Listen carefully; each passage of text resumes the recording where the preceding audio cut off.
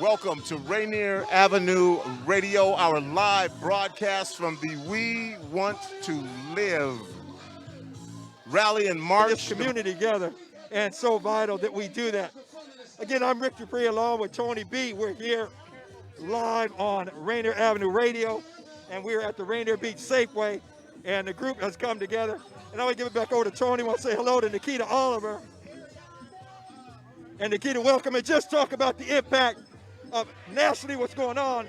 But hey, we're here at home and trying to make a difference. Talk about the impact and how important that is to make a difference here at home. Yeah, you know, I'm going to say this first again, just in case you've tuned in. If what you see here is a lack of social distancing, we're also having another crisis. It's called a Save Our Life crisis. And we have to deal with the immediate crisis. So remember that we want to be doing this, but sometimes you have to make your voices heard, and this is what struggle is all about. And so again, consider everyone here putting their lives on these front lines so that some of us can be home and be safe. And we need to be safe, but sometimes we have to do more than one thing at once. And I'm excited to have a leader in our community joining us and being part of this. Nikkita, thank you for being here. yeah, thank you so much. You know, what's so beautiful and important about what we're doing here today is it's on the front lines of police brutality. Our community is often over-policed, often used as a reason why we need more police. And reality is what we've shown today is we can actually take care of ourselves and each other. We have Be Safe Bros out here. We have safe passageways. We have community passageways, creative justice, Choose 180. We have all these programs out here that are built to protect us, to address harm, to provide accountability. These are programs that don't have guaranteed budgets. We raise our own money to do this. While the police get a guaranteed budget every year to continue to do the same things they've been doing for hundreds of years, which is over-police us and treat us with brutality. So what is significant about being on this front line today is showing we have the capacity, we have the brilliance to actually build autonomous safety networks that have true public health and public safety strategies that are built in our communities, that are established on relationship, and that effectively work. So that when we call for defunding the police, we're also calling for investments in these programs that we know work to keep us safe. And Nikkita, Rick and I were having a conversation, which I won't run by the whole thing from now, but quickly from your perspective, how do we go from making this a moment to a movement? You know, the way that we go from making this a moment is about strategy, consistency, and each of us playing our roles. Too often do we allow the political establishment, especially in Black and brown communities, to divide us from our radical vision and the radical movement. So we have to stay committed to the goals of defunding the police, of investing in community, of making sure that the city, the county, pays reparations in the form of land so we can establish the wealth that we've been denied. And we have to be committed to those goals and aligned with those goals at every level of the discussion. We don't allow the establishment to cut other voices out. The other part is playing your role. White people, Asian Pacific Islander community, indigenous community, Black community, we all have roles to play in this movement. And if we have learned anything from effective and powerful movements, it is us aligning our strategies and our goals against the real oppressor, which is white supremacy. Rick, do you have a question for Nikkita?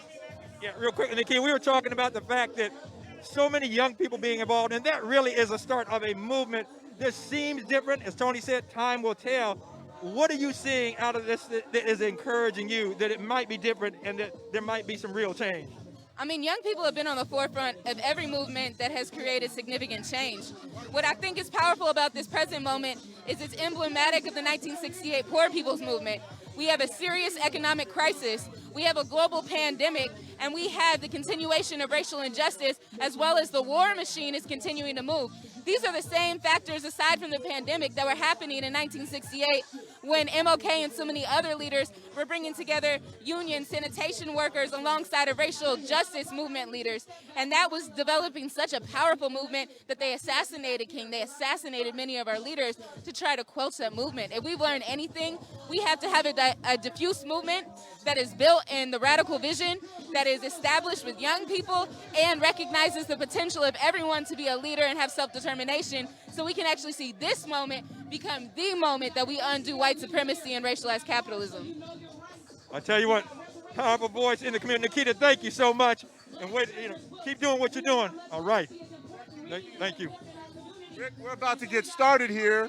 So, Mr. Bellis, our engineer, let's go to the live feed. We're going to give you the live feed. We'll be back, and we'll talk to you.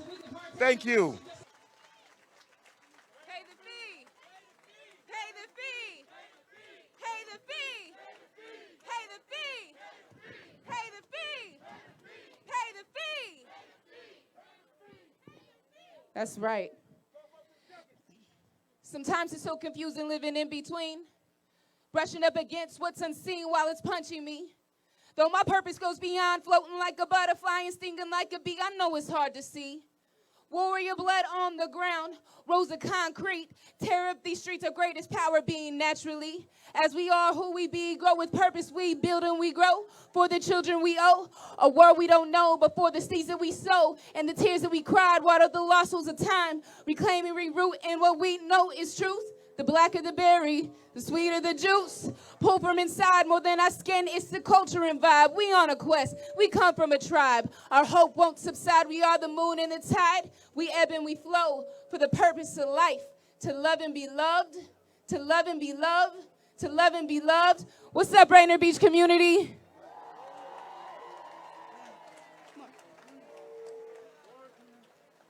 My name is Nikkia Oliver.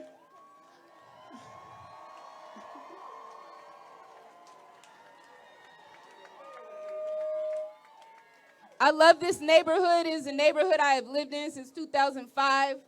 It is a neighborhood that in my teens raised me up, taught me how to be a community organizer, showed me what it means to love and value myself, and what it means that we organize as Black peoples. We must organize ourselves. We must make sure the political establishment does not divide us from one another, because this is our greatest strength. People power is our greatest strength. I want to draw some attention to the parking lot we're in. This is the Rainier Beach Safeway. A Safeway where in 2017 I followed a guard following two young people through the store. I filmed that guard following those young people through the store because people needed to see the way in which our young people just simply trying to go to the store are consistently terrorized by state-sanctioned violence. Not too far from here is Rainier Beach High School, where for many years, young people who are always on the forefront of social movements that create immense change were trying to organize their school for better lunches, more lunchtime, and clean water in their building. That's ridiculous. Young people should not have to beg the school district for clean water. That's a basic necessity.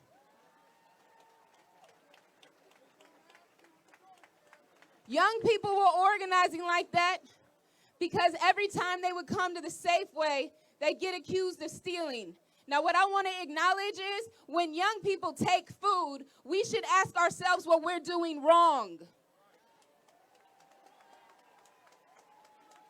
Everyone should have access to healthy food, clean water, affordable housing, employment and education, the opportunity to build thriving lives, thriving wages, because these are the things that keep our community safe.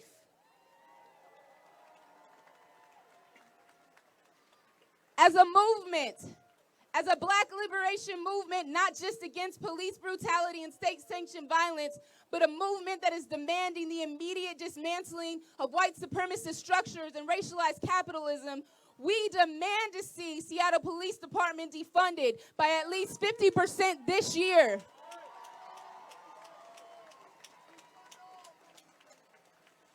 And it cannot stop there. Because when they take that money, it needs to go directly to grassroots, Black-led organizations, not filtered through white-led organizations to us as grants, but led directly into our hands so we can take care of our communities the way that we know how. This gathering is historic. And not just historic because it's in our neighborhood, not just historic because there's like 5,000 people here, historic because we organized ourselves, we kept ourselves safe, we took one of the hottest spots in the city and we made it the hottest spot in the city in a good way for today.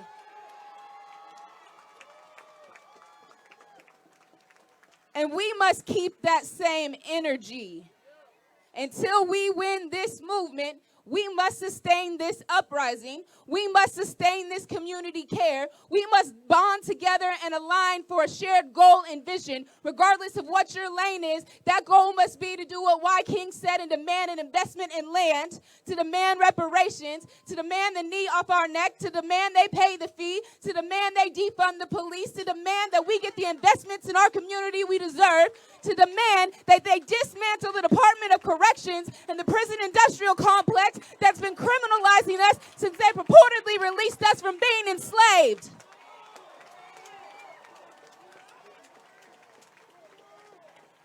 So if you take anything from today, look at all the people gathered.